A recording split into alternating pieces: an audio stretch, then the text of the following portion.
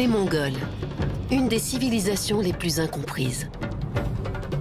Ce que l'on sait de leur histoire a été en grande partie écrit par des chroniqueurs du passé. Et notre connaissance de Genghis Khan, ou Chinggis Khan, comme on l'appelle en Asie de l'Est, provient d'un texte très particulier. Un document rédigé dans les décennies qui ont suivi sa mort, en 1227. Ce texte, Histoire secrète des Mongols, est considéré comme le principal récit retraçant sa vie du point de vue des siens. Ce livre est très important parce que c'est la première œuvre historique mongole. Il a été écrit par des auteurs mongols et non par leurs ennemis ou leurs voisins. Pourtant, c'est l'histoire racontée par ceux que les Mongols avaient vaincus qui a forgé leur effroyable réputation et immortalisé Genghis Khan comme le plus cruel et le plus féroce des grands leaders.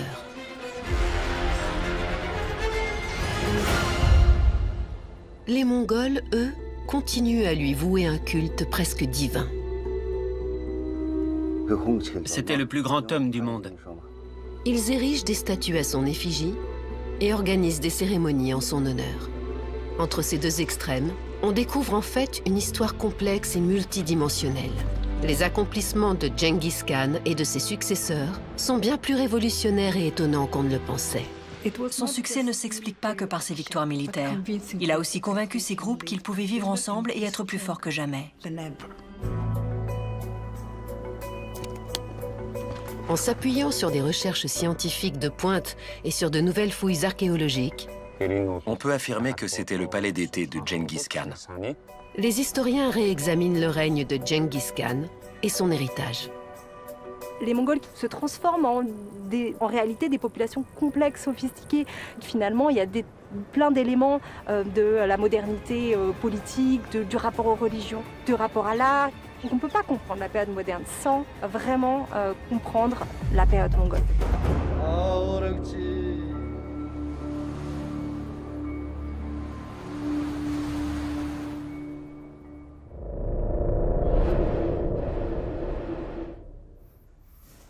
Dans le nord-est de la Mongolie, une découverte remarquable pourrait apporter un nouvel éclairage sur l'empire mongol d'il y a 800 ans.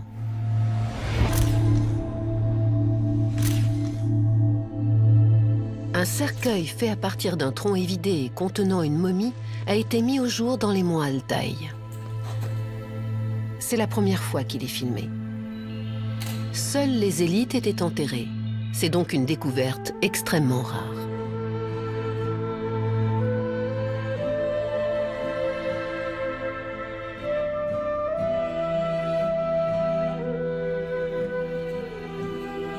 L'archéologue Ishteren Lotchin cherche à en apprendre davantage sur le défunt. On a rarement retrouvé de momie mongole en si bon état, et c'est grâce à la façon dont elle a été ensevelie. Le cercueil était placé dans une grotte funéraire. Un mince interstice entre les rochers qui scellaient l'ouverture de la grotte permettait à l'air glacé de circuler. Le corps a ainsi été conservé comme dans une chambre froide. Ce qui est incroyable, c'est que les cheveux de la momie sont encore visibles. Les cheveux sont tressés et passent derrière les oreilles.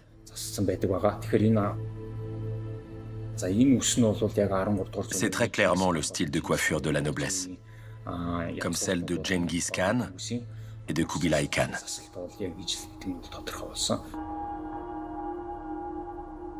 Les analyses scientifiques confirment que l'homme est mort de cause naturelle vers la fin du XIIIe siècle, sous le règne de Kubilai, le petit-fils de Genghis Khan. Mais à quoi pouvait ressembler sa vie? Les objets enterrés avec lui sont autant d'indices.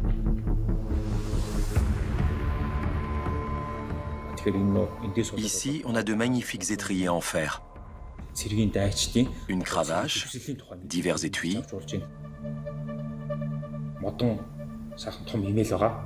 et cette selle en bois qui était ornée de motifs artistiques.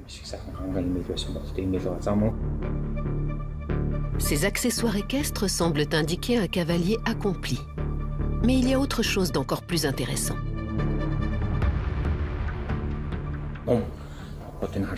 C'est la première fois qu'on retrouve un arc aussi bien conservé.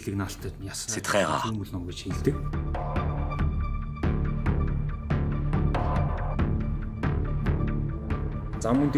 Toutes ces armes font penser qu'il s'agissait d'un guerrier.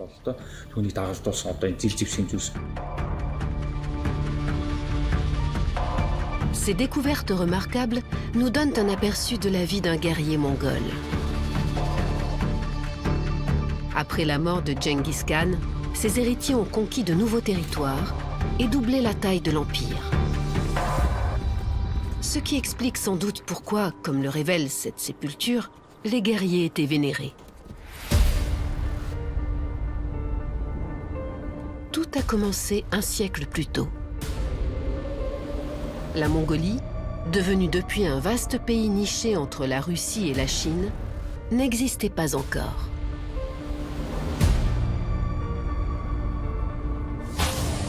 Ces grandes plaines herbeuses, appelées des steppes, étaient alors le théâtre d'affrontements entre tribus rivales de guerriers nomades. Mais tout change en 1206. Une grande assemblée est convoquée ici, à Binder, dans la vallée de l'Ono. Ce lieu devient ainsi le plus important de toute l'histoire de l'Empire mongol.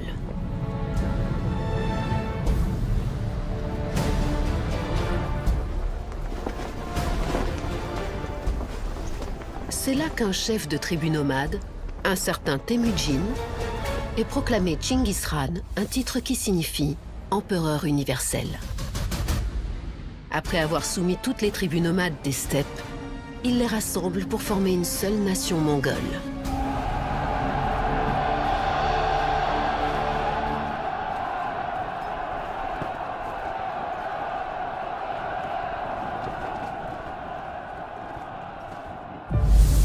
Comment Temujin, futur Genghis Khan, a-t-il réussi à unifier ses clans rivaux? Pas uniquement par la brutalité. Bayar Saïkhan Dashdondog de l'Université nationale de Mongolie étudie l'historiographie de l'Empire mongol et le rôle prépondérant de la religion. Pour elle, la force de Genghis Khan a été de fédérer des peuples disparates. Il a commencé à renforcer son pouvoir en fédérant ces peuples. Mais son succès ne s'explique pas que par ses victoires militaires. Il a aussi convaincu ces groupes qu'ils pouvaient vivre ensemble et être plus forts que jamais. Pour réussir, Temujin sait qu'il doit pouvoir compter sur la loyauté des nomades. Et l'armée qu'il entend créer s'avère particulièrement en avance sur son temps. Il ne choisit pas ses guerriers au sein de l'aristocratie. Toutes les classes sociales sont représentées. Les femmes peuvent elles aussi se distinguer sur le champ de bataille.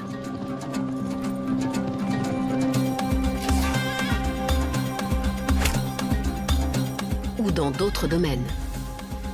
C'est ainsi qu'une lutteuse légendaire, Kutulun, accède à la gloire sous le règne de Kubilai Khan, le petit-fils de Genghis Khan. Refusant de se marier tant qu'un homme ne l'aura pas vaincue au combat, elle triomphe de tous ses prétendants et remporte 10 000 chevaux.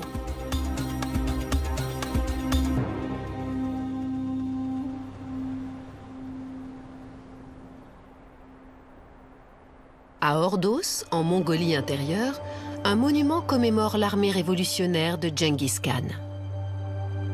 Cette organisation méritocratique participe à ses nombreuses victoires militaires. Mais ce n'est pas tout. Le grand Khan abolit les anciennes hiérarchies et les allégeances du passé. Il fonde une nouvelle nation. La stratégie est payante. Il soumet ses ennemis les uns après les autres, y compris ses vieux rivaux, les Merkites et les Naiman. Au moment de la Grande Assemblée de 1206, à l'âge de 44 ans, il règne en maître sur les steppes. En brisant les liens tribaux et en choisissant les meilleurs guerriers, il a réussi à fédérer des clans belligérants. Le recours à la méritocratie permet aussi à son gouvernement de devenir plus égalitaire. Le texte « Histoire secrète des Mongols » nous dit qu'il avait nommé son épouse Berthé à la tête de la cour impériale. Récemment, des historiens ont mis en lumière le rôle clé joué par ses filles, ainsi que par les futures reines. Ces femmes de l'élite débattaient des principales décisions du gouvernement au Kurultai, la grande assemblée.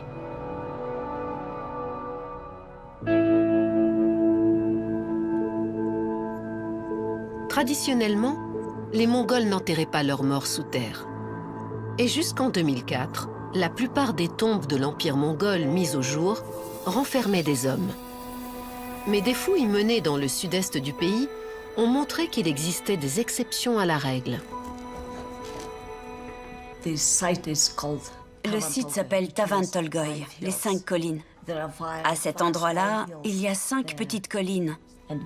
Et le complexe funéraire a été trouvé dans celle du milieu.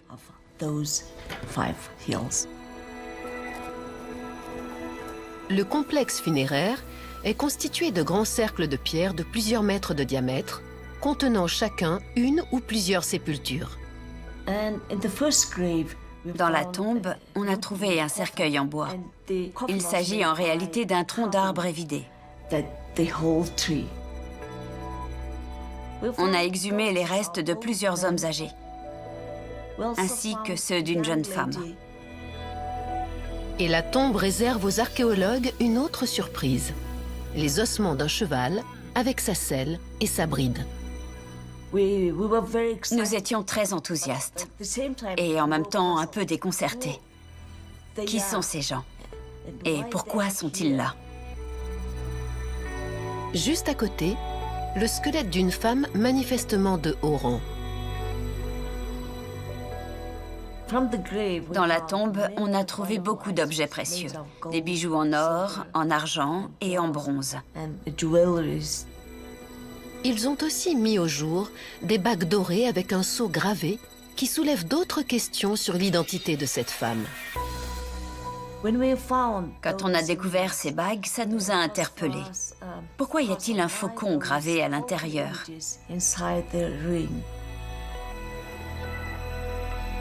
En Mongolie, le faucon est vénéré depuis des temps anciens. Mais il est surtout associé au clan des Borjigin, la tribu de Genghis Khan et de ses descendants. Il est le symbole de la lignée d'or. Pour en savoir plus, les archéologues doivent avant tout dater les tombes. Des analyses radiocarbone les situent entre 1190 et 1230.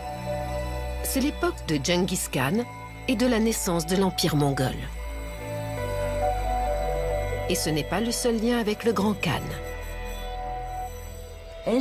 L'analyse de l'ADN fossile montre que ces sépultures pourraient appartenir à des femmes de la lignée d'or. En d'autres termes, il pourrait s'agir de femmes importantes issues de la famille de Genghis Khan. Des reines mongoles. Tous les archéologues rêvent de faire une découverte hors du commun. Une découverte sans précédent. Ce site révèle que, dans la Mongolie du XIIIe siècle, les hommes puissants n'étaient pas les seuls à être enterrés de façon princière. Certaines femmes de l'élite avaient aussi droit à cet honneur.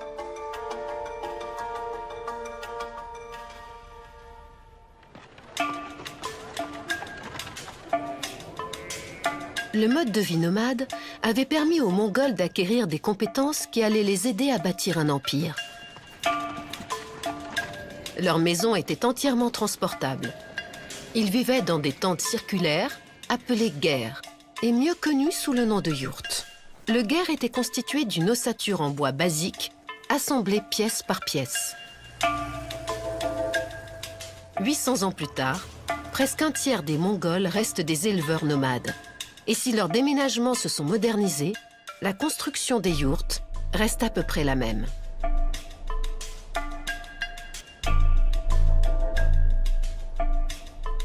Leur forme en dôme résiste au grand vent et leur couverture de feutre et de toile maintient ceux qui y vivent au chaud et au sec. même le sol et les meubles peuvent être déplacés d'un site à l'autre. En quelques heures, la nouvelle maison est prête.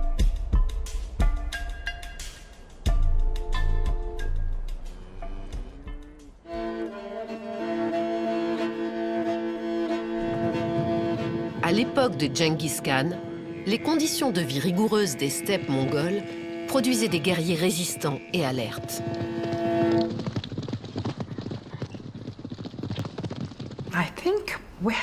Je pense que nous avons cette mentalité propre au peuple des steppes. C'est une question de survie. Pour pouvoir survivre à une inondation ou à un tremblement de terre, les Mongols doivent être capables d'anticiper le danger. Le quotidien de Genghis Khan et de son peuple tourne autour des saisons. Ils suivent leurs cheptels qui se déplacent librement. Leurs chevaux n'étaient pas une charge pour eux. Les chevaux mongols peuvent trouver leur propre nourriture parce que ce sont des animaux de pâture. Il n'y a pas besoin d'enclos. Contrairement à presque toutes les grandes armées de l'histoire, les Mongols voyagent légers, sans convoi de ravitaillement. Les Mongols n'emportaient jamais de surplus. S'ils avaient besoin de quelque chose, ils le prenaient. Mais ils n'emportaient jamais rien de superflu. C'est la différence entre la mentalité nomade et la mentalité sédentaire.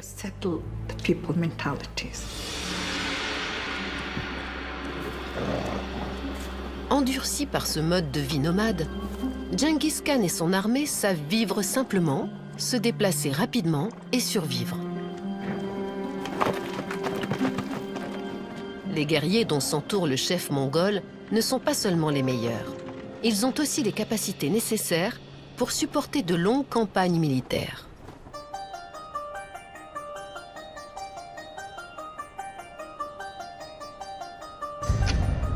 Les archers mongols sont réputés pour leur grande habileté à cheval. Ce que l'on connaît moins, c'est le design unique de l'arc mongol, qui va s'avérer particulièrement utile pour affronter les armées étrangères.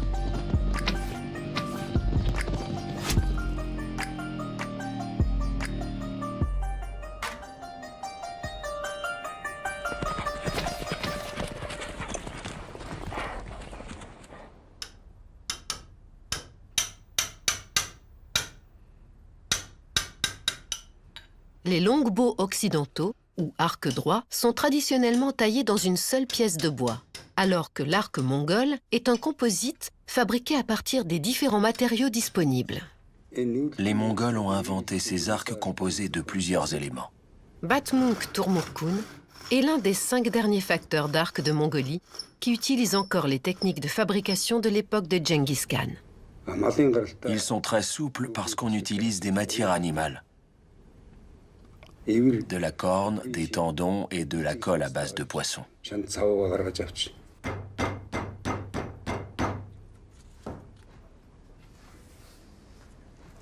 Les tendons sont disposés en couches et collés par étapes. Les 2 premières couches de tendons encollés mettent 3 ou 4 mois à sécher. Tous les 6 mois, on vérifie que les 2 extrémités sont bien alignées. On pense que la souplesse de ces arcs composites avantageait les guerriers mongols lorsqu'ils combattaient hors de Mongolie. En effet, la corde revient en position plus rapidement que celle du longbow, donnant ainsi aux flèches une vitesse accrue. Mais l'efficacité des archers de Genghis Khan ne provient pas uniquement du design de l'arc. Elle tient aussi à leur technique de tir. On prend la flèche comme ceci. On la maintient bien fermement entre le pouce et l'index. Et on étire au maximum. Contrairement à ce qui se fait dans d'autres régions du monde, les Mongols utilisent uniquement le pouce et non pas plusieurs doigts pour tendre la corde en arrière, ce qui leur facilite la tâche quand ils sont à cheval. Cette technique n'est pas la même que celle des Européens. Elle a beaucoup d'avantages. Les Européens placent leurs flèches sur le côté gauche de l'arc et ils la tiennent entre l'index et le majeur. Ce n'est pas pratique quand on est en mouvement ou qu'on monte à cheval, parce que la flèche a tendance à bouger. Alors que quand on met la flèche de l'autre côté, on ne risque pas de la perdre en bougeant. Comme ça. Regardez.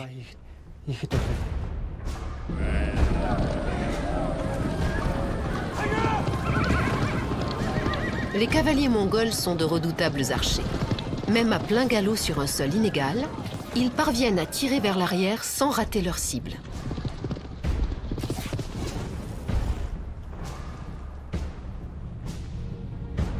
Ces compétences leur permettent de s'imposer sur le champ de bataille. Elles vont jouer un rôle clé dans les victoires de Genghis Khan par-delà les steppes de Mongolie. Mais d'abord, l'empereur mongol a besoin d'un camp de base.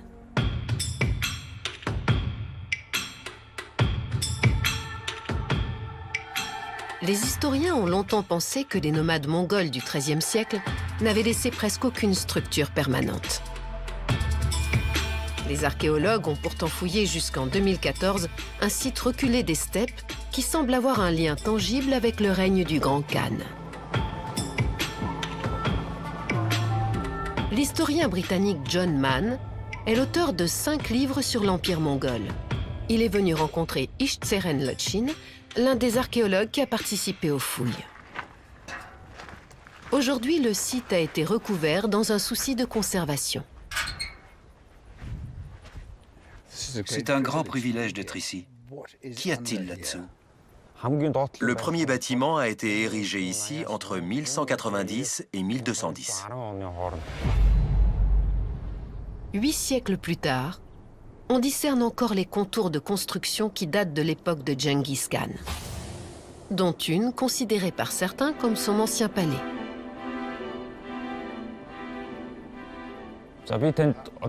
Je vais vous montrer quelque chose de très intéressant.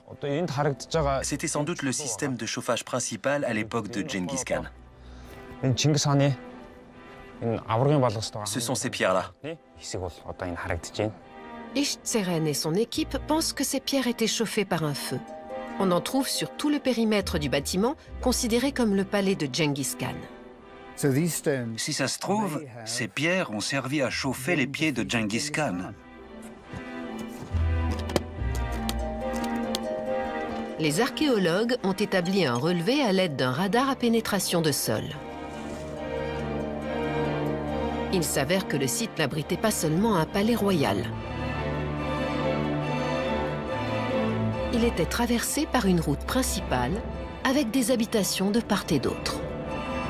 Lorsque Ishtseren et ses collaborateurs ont commencé à fouiller entre 2001 et 2004, ils ont fait une découverte remarquable. Là-bas, on a trouvé un foyer de chauffe pour le fer et l'acier.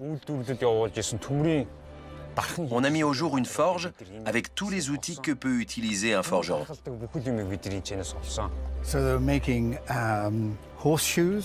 Ils fabriquaient des fers à cheval, des pointes de flèches, des épées. C'était donc un quartier général de l'armée.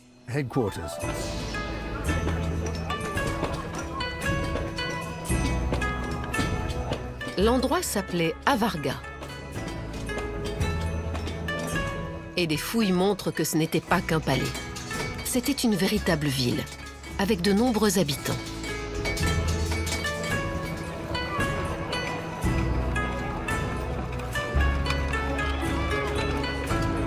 Le Grand Khan délaissait parfois la simplicité du mode de vie nomade.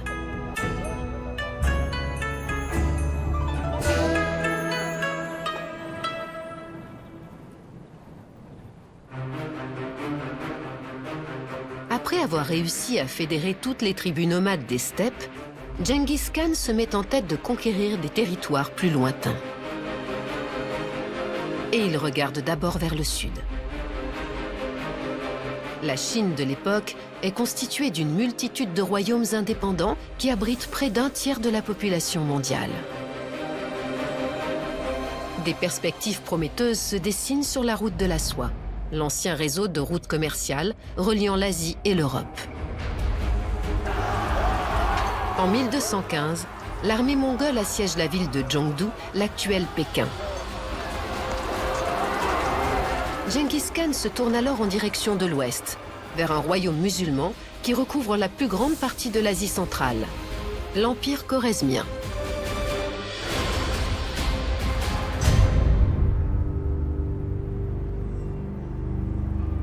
Mais les villes de cet empire sont lourdement fortifiées.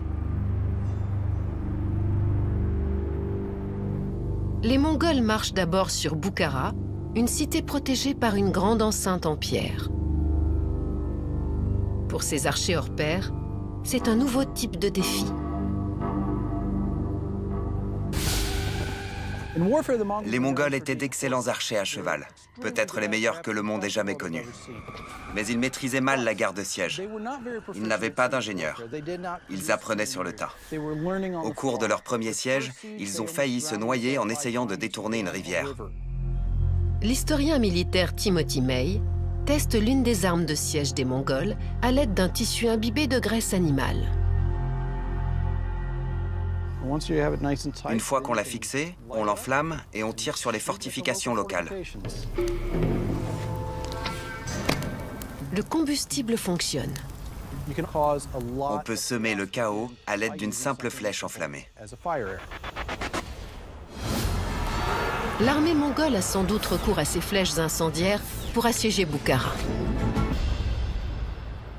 Mais la ville est bien défendue et il serait risqué de l'attaquer directement. Genghis Khan élabore donc une stratégie ingénieuse.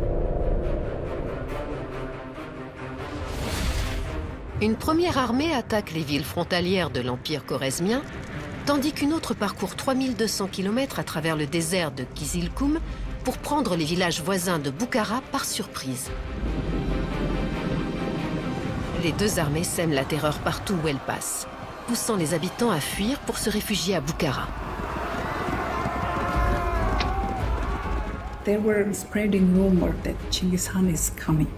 Il faisait circuler la nouvelle « Genghis Khan et l'armée mongole arrivent » et il tue tout le monde. Vous avez intérêt à obéir et à vous soumettre si vous voulez vous en sortir. Genghis Khan espère obtenir la reddition des villes fortifiées par la peur. Mais à Boukhara, le sultan refuse de se soumettre et ses soldats continuent à défendre la citadelle.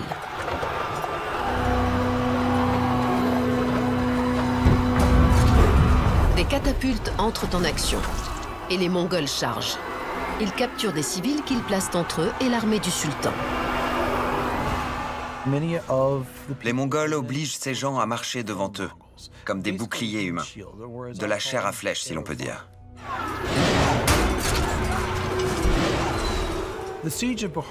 Les chroniqueurs perses évoquent le siège de Boukhara avec un mélange d'admiration et d'horreur. Ils décrivent les Mongols comme une sorte de force de la nature.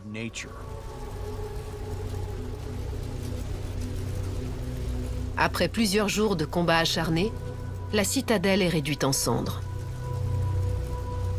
À l'intérieur, tous les soldats du sultan sont morts. Boukhara n'est qu'un début. Les forces de Genghis Khan marchent ensuite sur d'autres grandes cités de la région. Certaines se rendent, mais celles qui résistent sont rasées.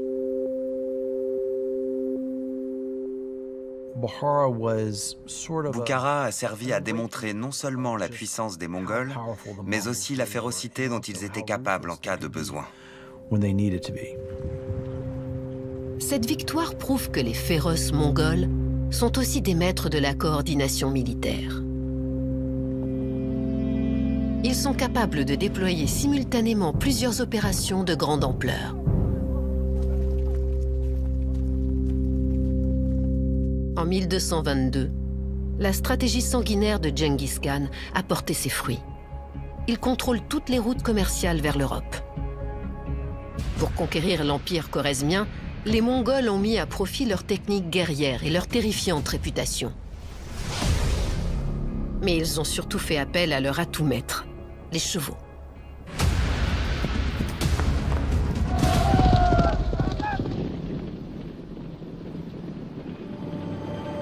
Contrairement aux pur-sang, les chevaux mongols sont autonomes. ils se suffisent de l'herbe qu'ils trouvent sur leur chemin. C'est donc la monture parfaite pour une armée en mouvement. Et ils présentent une autre qualité. Certains chevaux mongols possèdent naturellement ce qu'on appelle le joru. Le joru, c'est une allure très rare chez les chevaux. C'est une forme d'amble.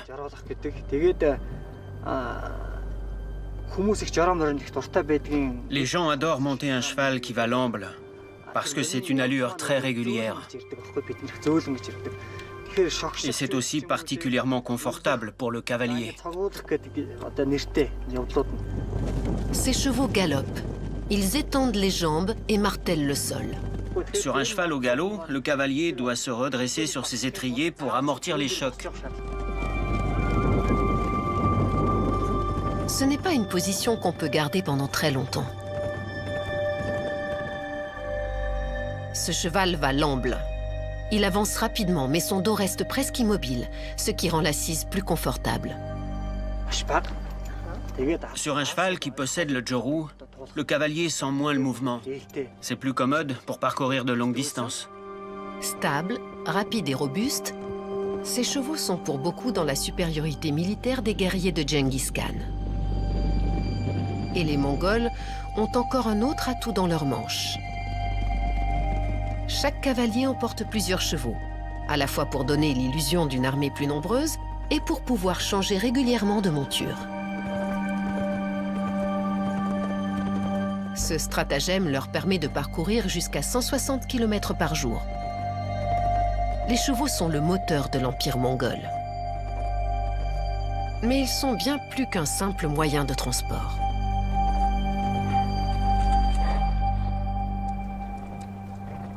Si le bétail est source de viande, les chevaux aussi contribuent à nourrir les Mongols.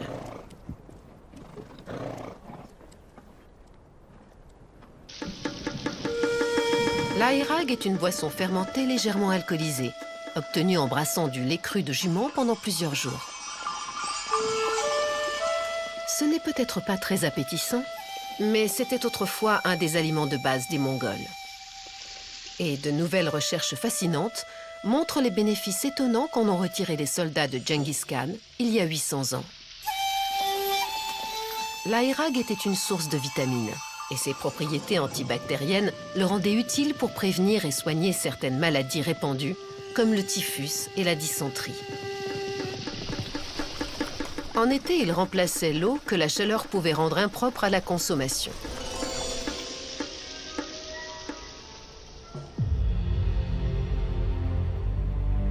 On pense désormais que c'était un des secrets de la force et de l'endurance des guerriers mongols.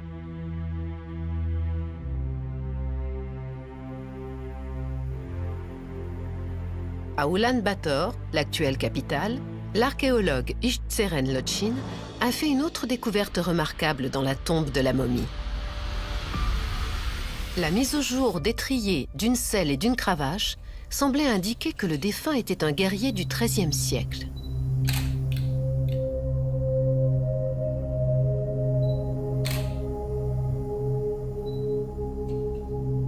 Mais cet artefact insolite pourrait témoigner d'un tout autre statut. L'élément le plus frappant de ce tombeau est la présence d'une poupée esprit en feutre.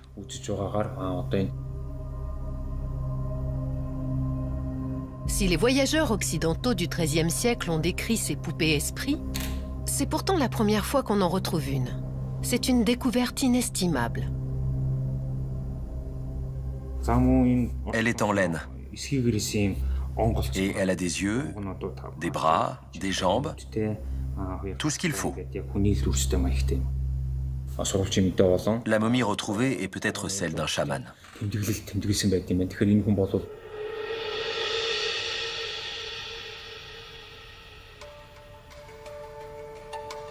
Faisant l'objet d'une grande vénération, les chamans jouaient un rôle crucial en tant que guides spirituels des dirigeants mongols. D'après les archives, les chamans conservaient ces figurines dans un endroit spécial du Guer et ils les utilisaient pour communiquer avec les esprits.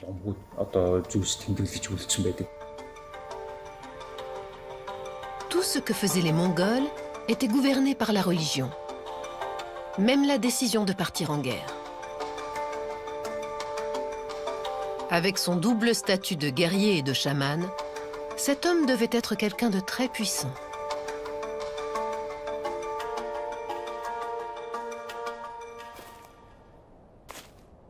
Le texte « Histoire secrète des Mongols » nous enseigne à quel point pour Genghis Khan, la relation avec le ciel était importante. Avant chaque conquête, il se plaçait face au soleil pour prier et faire des offrandes à une montagne sacrée. C'est encore une nouvelle révélation surprenante au sujet des Mongols.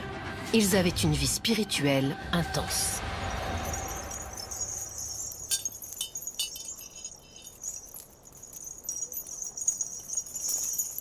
Huit siècles plus tard, les habitants des steppes continuent à accomplir les mêmes rites.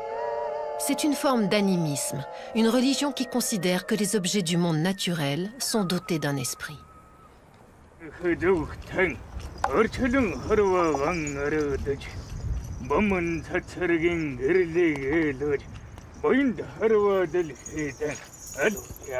Comme au temps du Grand Khan, ces fidèles font des offrandes de lait de jument aux esprits du paysage.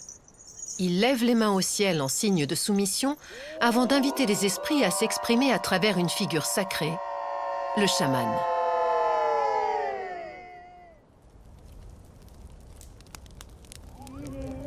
Le chaman porte un costume orné de serpents et de plumes pour faciliter son envol vers le monde des esprits.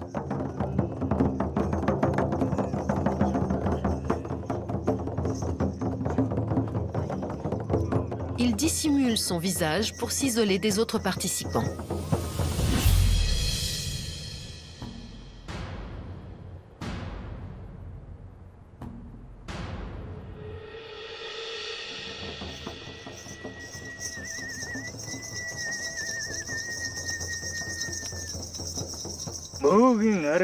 Les chamans peuvent communiquer avec le monde spirituel.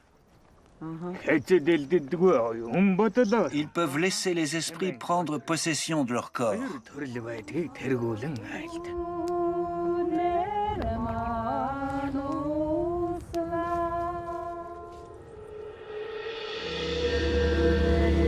Si Genghis Khan implorait le ciel de le guider en temps de guerre, une découverte scientifique fortuite montre qu'il avait peut-être aussi la météo de son côté. En 2010, des chercheurs de l'Université de Columbia spécialisés en dendrochronologie ont analysé des arbres anciens pour étudier les feux de forêt. Ils ont demandé des échantillons issus du parc naturel de Korgo, une étendue boisée au nord des steppes de la Mongolie centrale.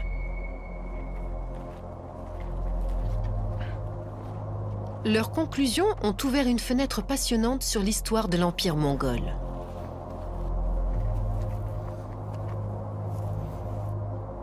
Oyun Sana Bayam Basuren est écologue. Il a aidé à analyser ces arbres.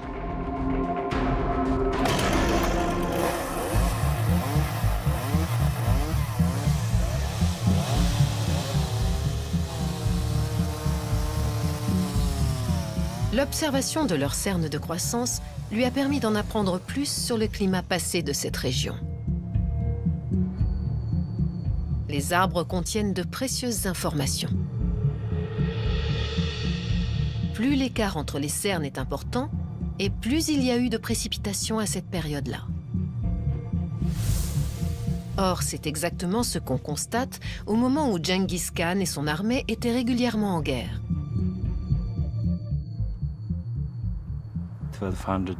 Entre 1211 et 1225, on a plusieurs années très humides qui ont amélioré les conditions de vie au sein de l'Empire. Quand il pleut, l'herbe est abondante, le bétail est plus gras et il y a plus d'énergie disponible pour la population et les soldats.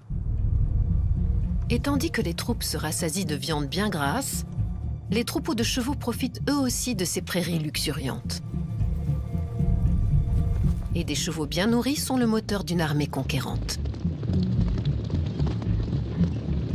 Mais Genghis Khan a besoin de plus que d'une armée conquérante pour maintenir l'ordre social à travers son empire.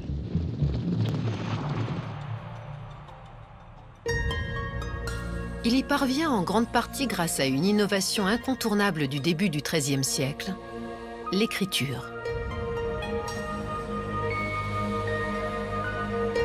Jusque-là, le mongol était une langue exclusivement orale. Mais le Grand Khan pressent le potentiel de l'encre et du papier. Il adopte l'alphabet ouïghour, dont l'introduction est si rapide qu'il servira même à rédiger l'histoire secrète des Mongols. Le professeur Delger Borjigin enseigne la langue et la littérature mongole à l'université de Mongolie intérieure.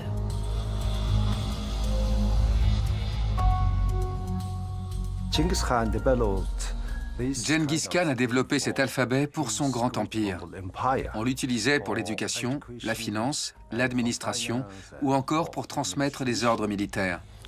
Presque tout, en fait. C'est quelque chose de très important.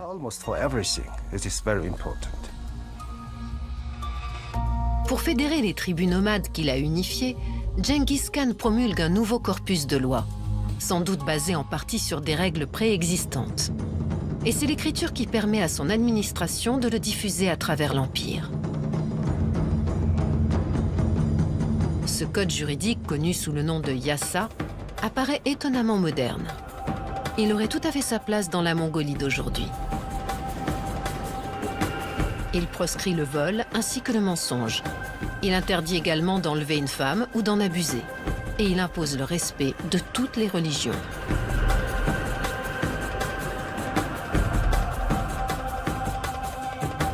Dans la plus pure tradition mongole, tout manquement à la loi est passible de mort. Mais ce code conçu pour instaurer l'unité s'avère à la fois efficace et très novateur. On est bien loin de la vision populaire qui fait de Genghis Khan un barbare militariste et un culte.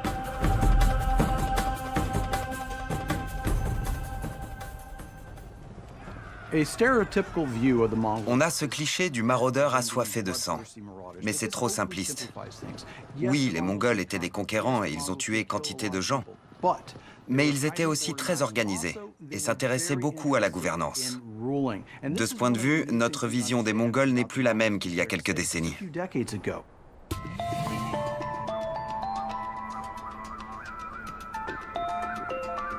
Dans les plaines arides de la Mongolie intérieure, se dissimulent des indices qui pourraient contribuer à renverser ce type de stéréotype. Loin de toute ville habitée, des chercheurs restaurent des peintures pariétales, aussi rares qu'étonnantes. Cet étrange affleurement rocheux, avec ses falaises criblées de grottes façonnées par l'homme, a été utilisé par les bouddhistes pendant des siècles, comme le découvre l'historien John Mann. C'est quoi cette structure? Vous voyez cette cavité là-bas dans la roche? Elle était utilisée comme lieu de culte dans des temps très anciens. Et il y en a une autre là-bas.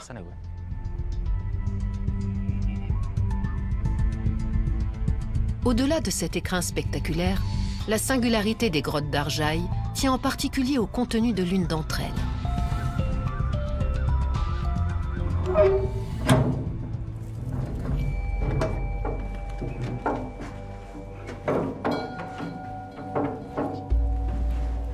Ces murs sont ornés de représentations de divinités bouddhistes peintes entre les années 1360 et le début du XVIIe siècle.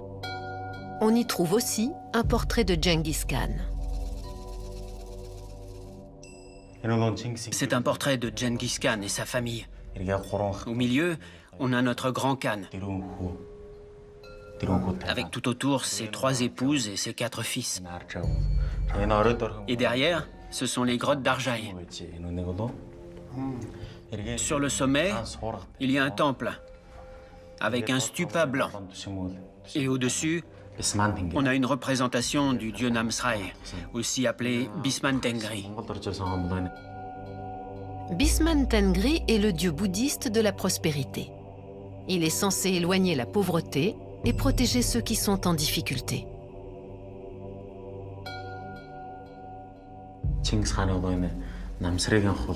Genghis Khan est considéré comme l'incarnation de Bisman Tengri. C'est pour cette raison que Genghis Khan et Bisman Tengri sont représentés ensemble.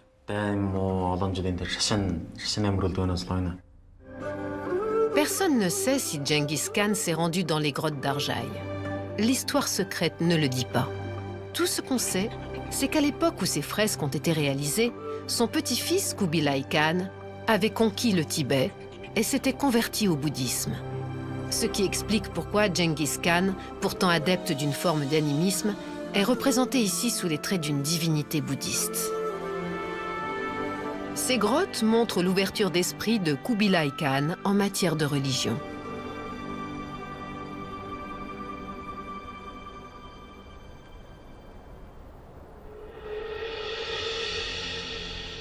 Cette tolérance vis-à-vis des différentes formes de foi est peut-être la clé du succès et de l'expansion de l'Empire mongol sous son règne.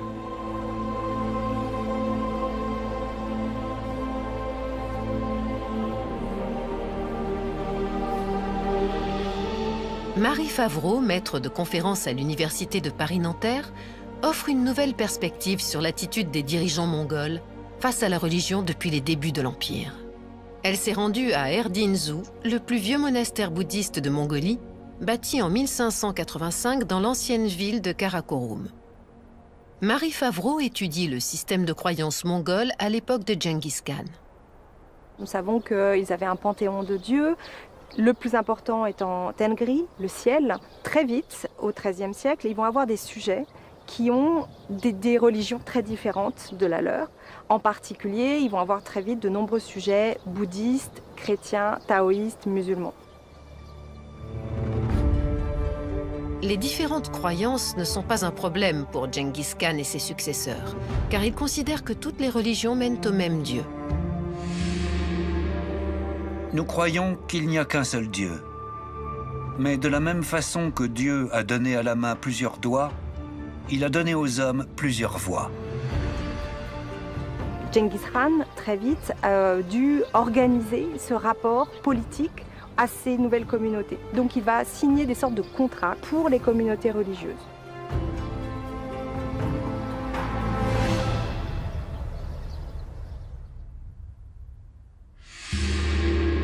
Exemptés à titre exceptionnel par ces contrats, les dignitaires religieux peuvent pratiquer leur propre culte sous certaines conditions.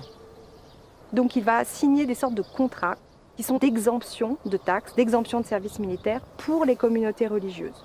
Plus précisément, ces contrats vont bénéficier bien sûr aux élites religieuses, aux prêtres, aux moines, aux oulémas musulmans.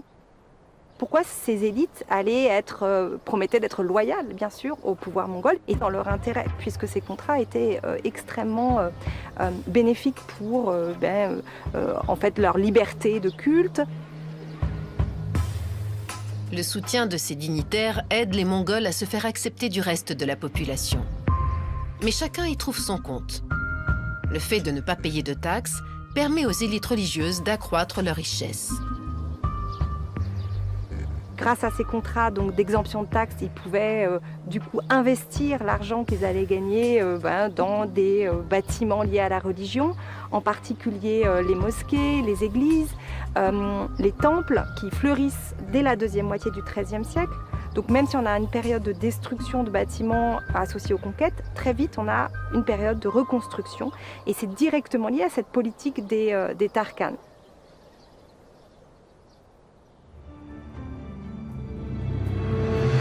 Accueillant le bouddhisme aussi bien que l'islam, les Mongols font preuve de tolérance envers les autres religions. Les dignitaires religieux possèdent une grande influence sur la population. En s'assurant leur appui, Genghis Khan et ses successeurs gagnent des partisans dans tout l'Empire.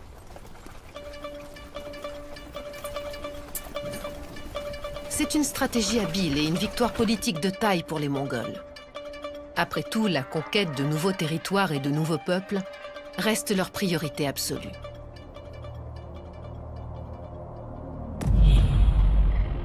En 1227, Genghis Khan marche à nouveau sur le nord de la Chine. Il arrive au mont Liuban, dans l'actuelle région autonome Hui du Ningxia.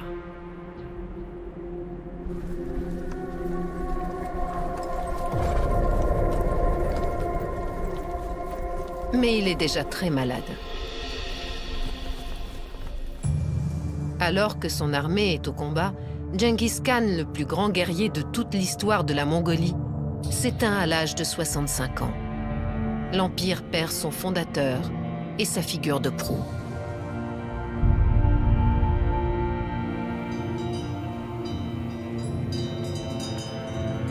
Il est ramené chez lui, dans les steppes de Mongolie, où on l'enterre dans le plus grand secret. Aujourd'hui encore, et selon sa propre volonté, personne ne sait où se trouve sa sépulture. Le souverain laissera une marque indélébile sur le monde. Après avoir fédéré les nomades des steppes pour former une grande nation mongole, il a étendu son empire de la mer Caspienne jusqu'à la mer du Japon. Genghis Khan a conquis plus de territoires que n'importe quel autre chef d'État à travers l'histoire, même à ce jour. Plus qu'Alexandre le Grand, plus que Napoléon ou Jules César. Et son empire ne s'est pas disloqué à sa mort. La plupart des empires fondés par un conquérant charismatique s'effondrent. Grâce à l'habileté et à la capacité d'adaptation de Genghis Khan, l'empire mongol continue à croître après sa mort. Il se transmet d'abord à ses fils, puis à ses petits-fils, dont un se démarque des autres. Il s'appelle Kubilai Khan. Sous son règne, dans les années 1290, l'empire atteint son apogée.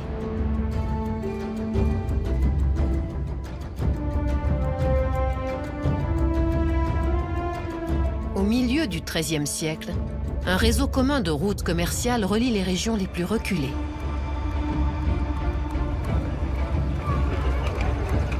Pour la première fois, voyageurs et marchands peuvent circuler en toute sécurité de l'Italie jusqu'à la Chine. C'est ce qu'on appellera le grand échange mongol. Et il ne concerne pas que les produits commerciaux, mais également les idées, les goûts et les connaissances. Aujourd'hui, les recherches de Marie Favreau sur le grand échange mongol montrent que tout est parti d'un trait de caractère surprenant des élites mongoles. Une tendance marquée pour les choses raffinées et cosmopolites. Ils ont des demandes qui sont complexes, en fait, sophistiquées, et qui vont transformer complètement la peinture, par exemple, les miniatures dans les manuscrits. Tout d'un coup, on voit apparaître plein de portraits dans les manuscrits, produits en Asie centrale. C'était vraiment une demande mongole. Dans l'esthétique aussi, dans le style, les vêtements, les coiffures pour les femmes. Donc tout ça, ça vient vraiment d'une demande mongole. L'ouverture des Mongols à l'égard des autres cultures leur permet de fusionner les techniques et les idées pour créer quelque chose de nouveau.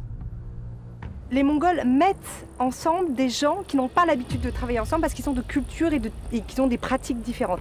Pour les Mongols, il est question de mélanger toutes ces cultures et de voir ce qu'elles peuvent produire pour eux, pour renforcer ou pour leur apporter ce qu'ils souhaitent en ce qui concerne le savoir scientifique, l'art, etc. Ils ont aussi les moyens financiers de mettre leurs idées en pratique. Donc ils financent aussi des nouvelles recherches en botanique, en agronomie, même en agriculture. Tout ça, ça les intéresse énormément. En fait, ce qui change complètement dans notre vision maintenant du grand échange mongol, c'est que sans le désir des Mongols, des souverains mongols, il n'y aurait pas eu toutes ces nouvelles productions et tous ces grands changements au XIVe puis ensuite XVe siècle. Eirin Shia du Grinnell College dans l'Iowa est une spécialiste de l'art et des vêtements de cour mongols. Elle étudie notamment une innovation dans le domaine de la conception textile. L'or était particulièrement prisé. On utilisait des étoffes tissées d'or pour fabriquer les costumes de cour. Pendant la période mongole, il existait un système de dons. Le khan mongol offrait à ses dignitaires des robes d'apparat, dont certaines étaient tissées d'or. Il a distribué plusieurs milliers de ces robes que les ministres devaient ensuite porter pour des événements spécifiques. Il a donc fallu en fabriquer en grande quantité. Au lieu d'utiliser du fil d'or très onéreux pour embellir le tissu, les Mongols trouvent une façon d'étirer l'or. Ce que finissent par faire les Mongols, c'est qu'ils prennent une feuille d'or très très fine et ils l'appliquent sur une peau animale ou sur des organes qui sont eux-mêmes aplatis au maximum. Et ensuite, ils découpent le support en bandes qu'ils enroulent. L'or est ainsi plus fin, on peut en utiliser moins et il est beaucoup plus facile à manipuler. La production de tissu d'or devient alors plus rapide et moins coûteuse, ouvrant la voie au marché de masse. Dès lors, les étoffes tissées d'or n'étaient plus réservées au souverain et à son entourage. Un marchand fortuné pouvait en acheter pour faire une robe à sa fille ou à sa femme. Cette méthode de fabrication est rapidement imitée. Ces textiles, leurs motifs et la forte demande pour ce type d'étoffe ont très certainement inspiré les tisserands de la soie en Italie. Il y a des textiles produits pendant cette période dont on ne sait pas s'ils ont été fabriqués en territoire mongol ou en Italie, parce qu'ils sont très proches en termes de motifs, mais aussi en termes de technique.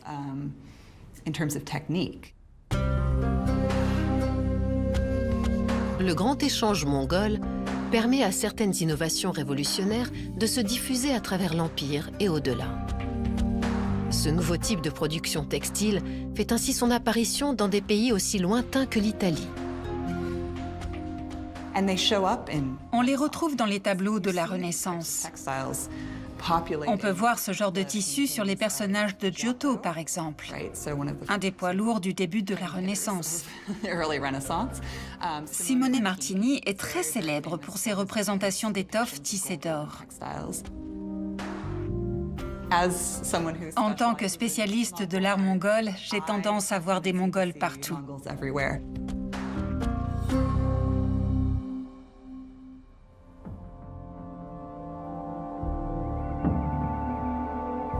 Même l'architecture devient plus innovante. Le plus célèbre de tous les monuments mongols encore intacts est le mausolée du Khan Oljaitu, construit au début du XIVe siècle dans l'actuel Iran. Son gigantesque dôme est recouvert de tuiles en céramique de couleur vive. Et sa structure novatrice à double coque inspirera plusieurs temples à travers l'Asie grâce au mécénat mongol.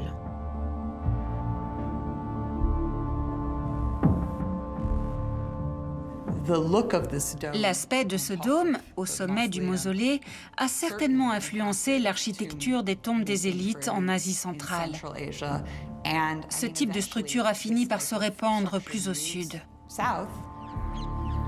Même l'architecture du Taj Mahal, construit à 3000 km de là en Inde, au début du XVIIe siècle, s'inspire directement du mausolée d'Oljaitu.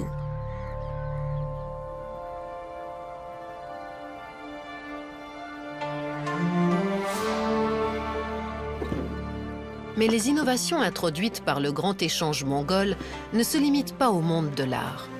Elles sont également visibles dans le domaine de l'astronomie.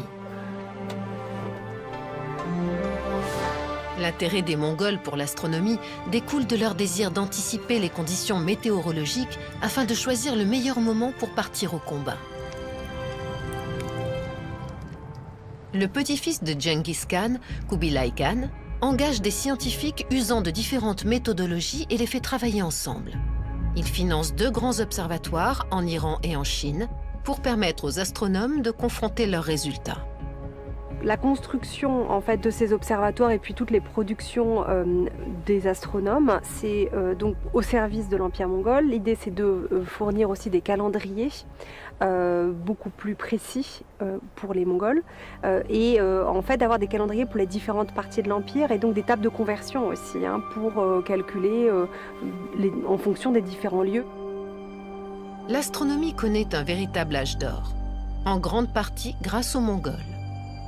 On a longtemps pensé que tout ce savoir astronomique, c'était surtout le savoir des Chinois, le savoir des Persans, et que les Mongols, ils avaient simplement un petit peu organisé les choses, alors qu'en réalité, ils ont vraiment non seulement financé, mais eu une demande très très forte, et puis les scientifiques venaient à la cour du Grand Khan pour dire leurs résultats. Les résultats étaient confrontés les uns aux autres, etc. Et le Grand Khan était présent, ça l'intéressait énormément. Donc l'investissement des Mongols était total sur ces questions-là.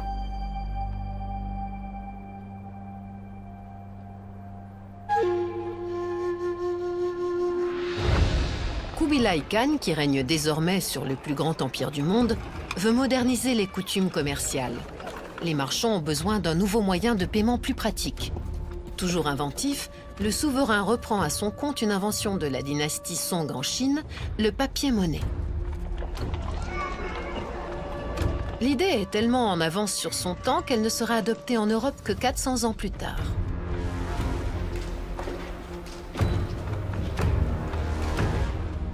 Certains des premiers billets mongols sont conservés au Musée national de Mongolie.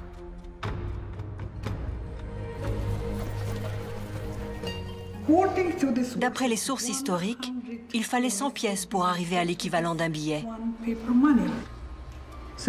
Au lieu de transporter des centaines de pièces, on avait donc cette monnaie de papier. C'est un progrès très important pour la banque.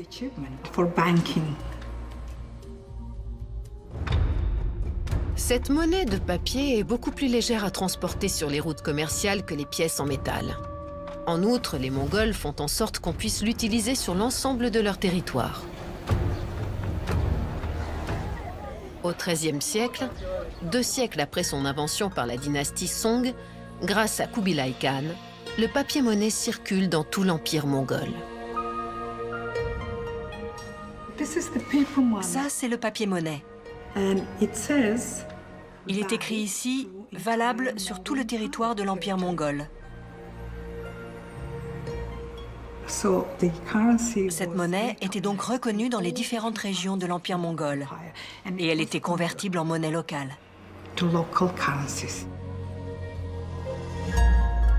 L'Europe rattrape enfin les Mongols 400 ans plus tard, lorsqu'elle commence à émettre des billets de banque au début du XVIIe siècle. Mais pour gérer un empire de cette taille, il ne suffit pas d'avoir une monnaie standardisée. Il faut aussi un système de communication et de ravitaillement efficace.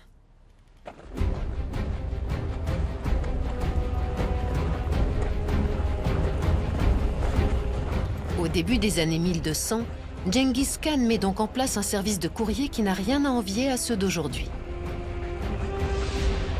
Appelé heurteux, ce système de poste à relais de chevaux s'étend à travers tout l'empire. Chaque cavalier fait partie d'une chaîne qui transmet les marchandises et les messages d'un campement à l'autre.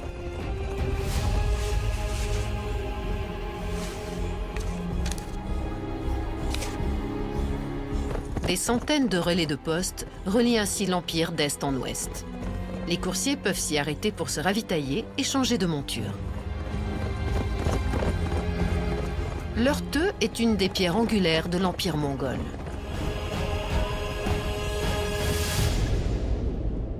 Aussi incroyable que cela puisse paraître, certains messages envoyés à l'époque ont survécu. Ils sont conservés au sous-sol d'un centre d'archives de Berlin. L'historien hongrois Marton Wöhr a passé 10 ans à étudier ce réseau. Et il n'est jamais plus heureux que lorsqu'il se penche sur des documents vieux de 700 ans. Celui-là, c'est un de mes préférés parce que c'est le premier que j'ai lu, il y a de cela des années. Je me souviens, je l'ai ouvert comme ça et je l'ai reniflé. Ensuite, j'ai regardé autour de moi parce que j'avais peur que les gens me prennent pour un fou en me voyant renifler ce papier. C'est l'odeur de l'histoire pour moi. Cette missive a été envoyée à un relais de poste du Xinjiang, dans l'actuelle Chine. Il s'agit d'une commande passée à un fabricant de vin local par des fonctionnaires utilisant le service. En gros, c'est un bon de commande. Il est rédigé sur du papier, dans une écriture cursive qu'on appelle l'alphabet ouïghour.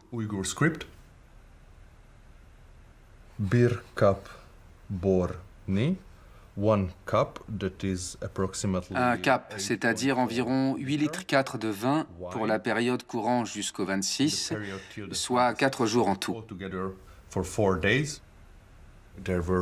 Pour chaque relais de poste, il y avait une famille qui était chargée de l'entretenir.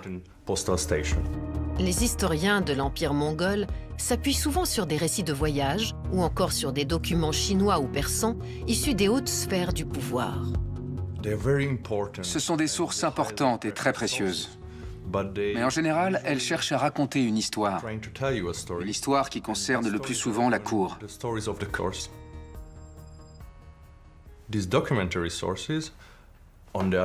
À l'inverse, ces sources documentaires-là ne cherchent pas à raconter une histoire. Leur rédaction a été motivée par des besoins courants. Elles ne sont donc pas partiales. Et c'est ça qui est extraordinaire. Elles parlent de la vie quotidienne.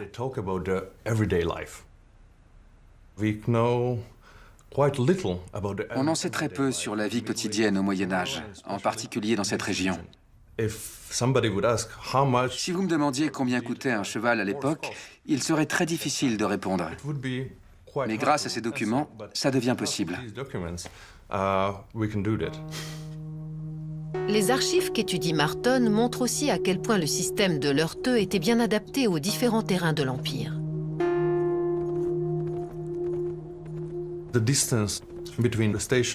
Le temps de parcours entre deux relais dépendait de la distance, mais aussi du mode de transport utilisé. On sait qu'au nord, en Mandchourie et dans les territoires coréens, ils utilisaient des chiens de traîneau. En Asie centrale, on utilisait des chameaux et des chevaux, bien sûr. Mais au Tibet, c'était des yaks. Ce réseau postal sophistiqué est resté inégalé jusqu'à l'introduction du chemin de fer au XIXe siècle. Je pense que c'est en partie grâce à ça que l'Empire mongol a été si performant pendant un temps, parce qu'il avait un système de communication très efficace. On a donc un système postal qui permet d'acheminer les nouvelles, les taxes, l'argent. Les marchands, les missionnaires, tout le monde utilisait ce système. C'était simple et relativement sûr, en particulier pour les commerçants. Parce que si vous utilisiez les routes de l'heurteux, vous étiez sous la protection du Khan mongol. Ce service sécurisé assure le ravitaillement des camps militaires les plus reculés. Mais c'est aussi un des piliers de la stratégie de conquête de Genghis Khan.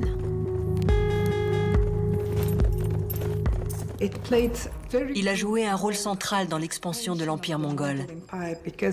Grâce à ce système de relais, on savait exactement quand arriverait la prochaine collecte d'impôts. Si l'heurteux existe, c'est parce que les Mongols ont de solides connaissances en matière d'écologie et de biologie animale. Mais aussi parce qu'ils savent se déplacer rapidement et supporter de longs trajets. Une fois encore, leur expérience du nomadisme s'avère essentielle à la gestion de l'Empire.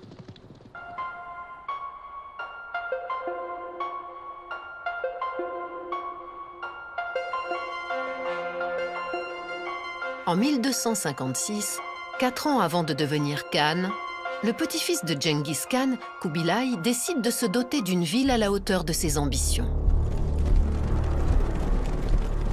Mais pour un peuple nomade comme les Mongols, la construction de structures permanentes reste un concept relativement nouveau. 50 ans plus tôt, son grand-père a fait bâtir son palais à Avarga. Kubilai, lui, choisit d'aménager sa propre capitale aux confins des steppes, dans le nord de l'actuelle Chine, Chengdu. Mieux connue en Occident comme la cité mythique de Xanadu, la ville va devenir synonyme d'opulence et de splendeur.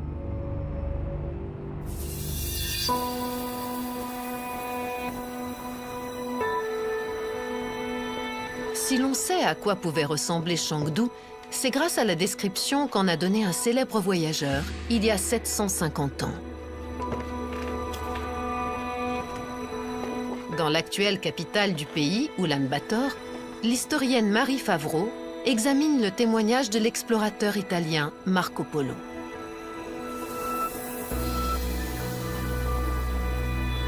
Parti de Venise, Marco Polo arrive à la cour de Kubilai en 1275. Toujours prompt à repérer le talent, le souverain fait aussitôt de lui son messager royal.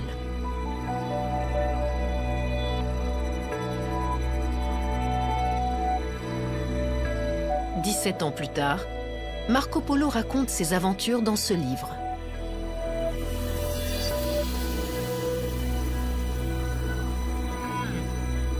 Des artistes parisiens se chargent d'illustrer l'ouvrage. Aucun d'eux n'a jamais mis les pieds en Orient. Ce qui explique sans doute pourquoi les Mongols ont des visages aux traits européens et les éléphants des pattes de chien. Arriver à Chengdu, ça a dû être faire un effet réel sur Marco Polo, c'est certain. Et d'ailleurs, on peut imaginer être dans ses pas et se dire quelle impression ça me ferait si j'arrivais à Chengdu.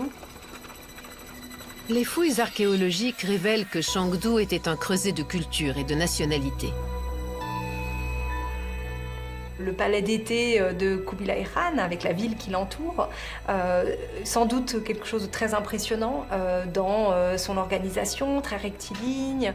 On sait qu'il y avait beaucoup d'éléments bouddhistes, de temples bouddhistes dans l'enceinte de la ville de Chengdu, mais également on a retrouvé des inscriptions islamiques, donc d'autres, et puis sans doute des chrétiens étaient présents. C'était de toute façon tout à fait logique. C'est la conception des villes et des palais mongols, c'est celle-ci, c'est le mélange des religions. Donc ça, je pense que pour un occidental, ça devait être étonnant. Les murs en pisé de la magnifique cité de Kubilai Khan sont encore visibles. L'enceinte extérieure est un carré de près de 10 km de périmètre. Avec 200 000 habitants à son apogée, Chengdu était plus peuplé que Paris ou Londres à la même époque. Mais la science moderne a encore des choses à nous apprendre sur cet endroit extraordinaire. En s'appuyant sur les derniers relevés aériens, mais aussi sur les investigations archéologiques et les récits contemporains, les chercheurs ont réussi à reconstituer la ville.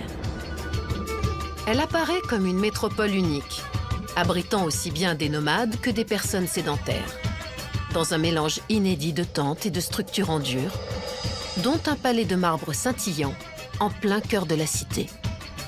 Chengdu devient la première capitale de Kubilai Khan et une plaque tournante du commerce mondial.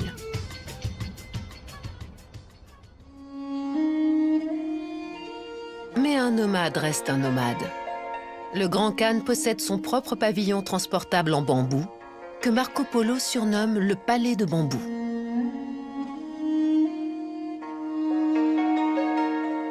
Soutenu par des piliers dorés autour desquels s'enroulent des dragons d'or et arrimé par 200 cordelettes de soie,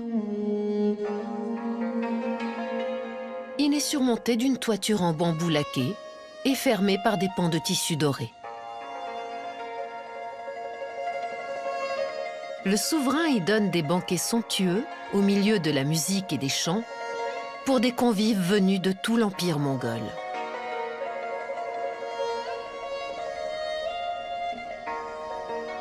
Avec Chengdu, les Mongols ont créé un modèle de cité révolutionnaire, un lieu où nomades et sédentaires sont également les bienvenus.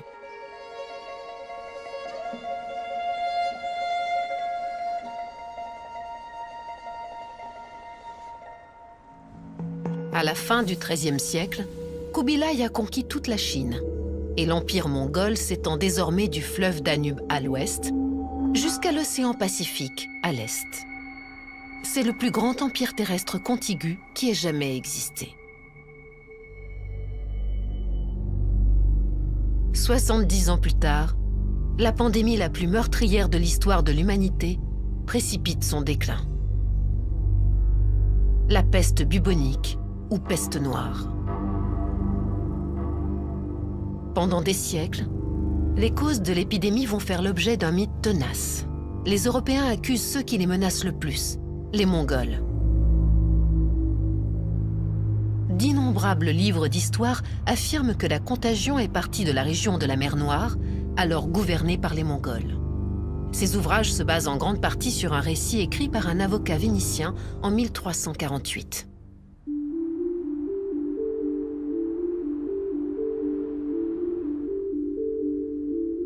Mais Anna Barker de l'Université d'État de l'Arizona a mené de nouvelles recherches pour comprendre comment la peste s'est répandue.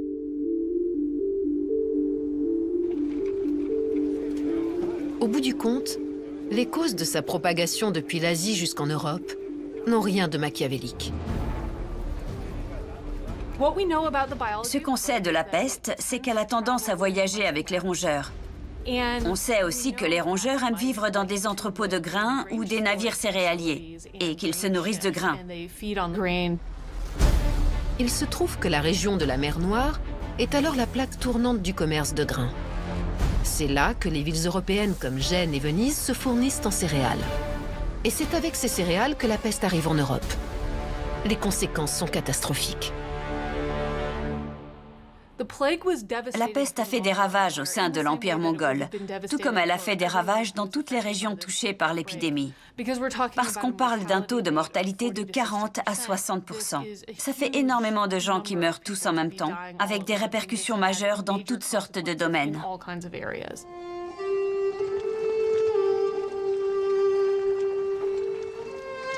Victime d'une crise économique mondiale, le commerce décline et certaines routes sont coupées.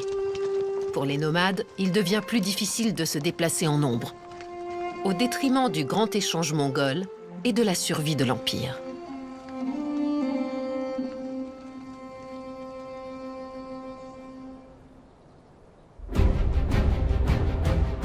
Des rivalités, des guerres intestines et des rébellions éclatent à travers tout l'Empire. Un empire désormais trop vaste pour être contrôlé.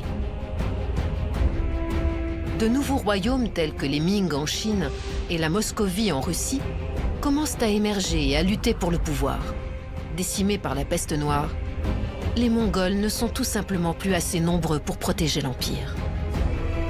La lignée de Genghis Khan est rompue.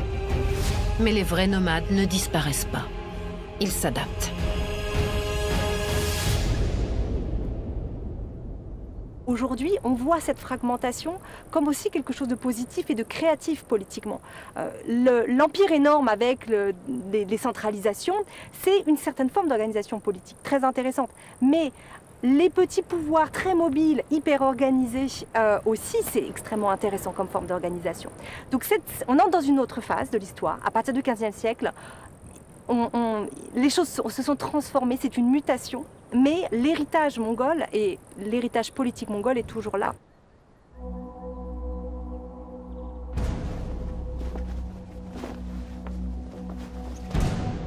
L'empire mongol s'est peut-être éteint.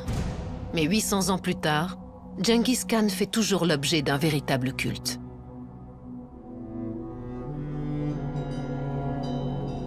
Voici son mausolée à Ordos, dans le nord de la Chine. C'est dans ce lieu symbolique que les Mongols viennent lui rendre hommage.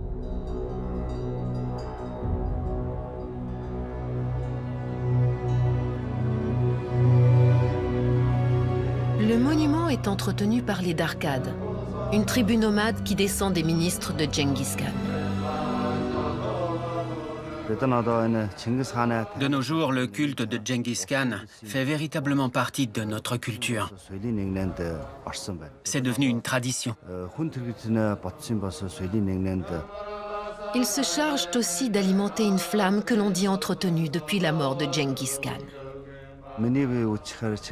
Genghis Khan est le plus grand héros de l'histoire mongole.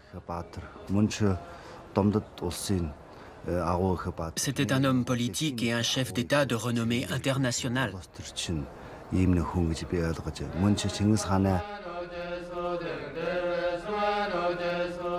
Étant donné leur mode de vie nomade, les Mongols n'ont pas laissé beaucoup de traces.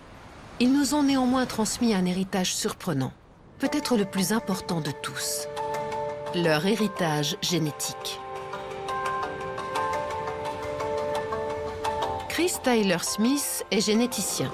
Avec son équipe, il a étudié les chromosomes Y masculins à partir d'échantillons d'ADN collectés dans différents pays. On a typé plus de 2000 chromosomes Y provenant de 26 populations en Asie. Il a ensuite traduit ces données sous forme de graphiques. Chaque type de chromosome Y est représenté par un cercle. La taille du cercle est proportionnelle au nombre de chromosomes Y de ce type et sa couleur indique la population d'origine. Une structure de chromosome Y inhabituelle revenait de façon récurrente. On a trouvé un énorme cluster qu'on a appelé le cluster en étoile. Dès qu'on l'a vu, on a compris qu'il s'était passé quelque chose d'étrange ici. En reportant ce cluster sur une carte, ils ont compris l'immense portée de leur découverte. Il correspondait presque exactement à la zone occupée par l'empire de Genghis Khan au moment de sa mort. Des analyses plus poussées ont également établi une correspondance chronologique avec l'époque de Genghis Khan. Il y a 800 ans, ce chromosome devait être présent non seulement chez lui, mais aussi chez ses proches par voie patrilinéaire. Chacun d'eux était donc en mesure de le transmettre, en particulier dans le cadre de ses conquêtes militaires.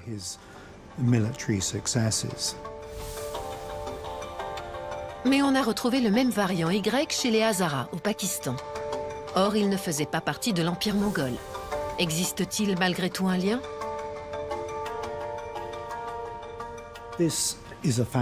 Cet arbre généalogique retrace les lignées patrilinéaires des Hazaras. En bas, ce sont les plus modernes. Ensuite, certaines lignées remontent à des ancêtres plus anciens. Et enfin, tout en haut, à Genghis Khan lui-même. Ce document a aidé Chris Tyler Smith et ses collègues à confirmer leur théorie. Et ils ont réussi à établir un lien extraordinaire avec le présent. On peut estimer qu'à l'échelle du monde, ça représente quelque chose comme un chromosome Y sur 200. Soit environ 16 millions d'hommes vivant aujourd'hui. En d'autres termes, près d'un homme sur 200 dans le monde est un descendant de Genghis Khan.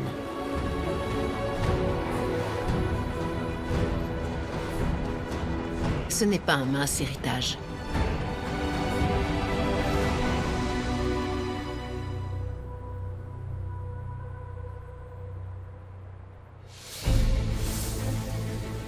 Surgissant du néant pour devenir chef des nomades, Genghis Khan a prouvé qu'il était capable d'unifier toutes les tribus ennemies de Mongolie.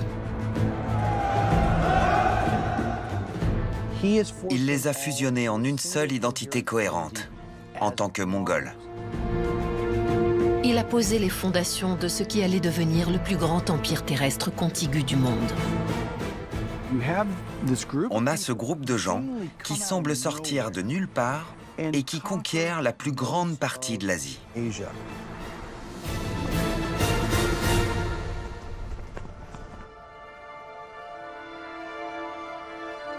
800 ans plus tard, l'immense héritage de Genghis Khan reste au cœur de l'identité mongole. Le Nadaam, festival annuel dédié au sport et aux traditions, est une démonstration de fierté nationale dans le pays fondé par le grand Khan. Partout à travers le monde, des historiens découvrent que Genghis Khan et ses successeurs étaient bien plus que des chefs de guerre et des pilleurs. Et on s'est mis, ces dernières années, à découvrir énormément de choses. Les Mongols qui paraissaient comme étant uniquement fascinés par la guerre, par exemple, se transforment en réalité des populations complexes, sophistiquées, qui ont aussi une vision du monde, une vision de la nature, une vision du cosmos extrêmement intéressante, extrêmement personnelle.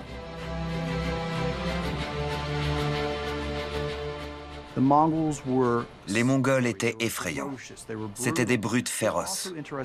Mais ils gouvernaient de façon rationnelle. Et Genghis Khan était une figure novatrice.